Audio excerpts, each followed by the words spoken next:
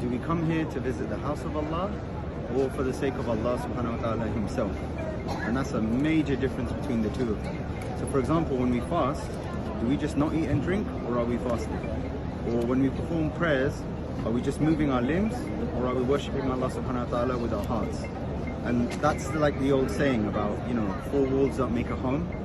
What and why we do things and how we do them is of utmost importance. And this is enshrined in our faith, and that's the difference between doing worship just as acts or having your heart and soul present. And this is why it's so important that when we're with our spouses, we're not just doing actions, but that there's something called intimacy. And that's something that we seek in our worship, in our lives, with the people around us, and especially in our unions.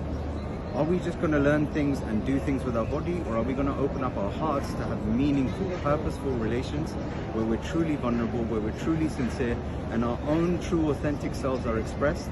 And for that, we're then loved, accepted, and we're able to give love and receive love. And that can only come when you understand intimacy, which is something we're going to cover in this course, so that we can truly open ourselves up and not just worship Allah with our body and do things, but that so we can truly worship with our souls and with our hearts.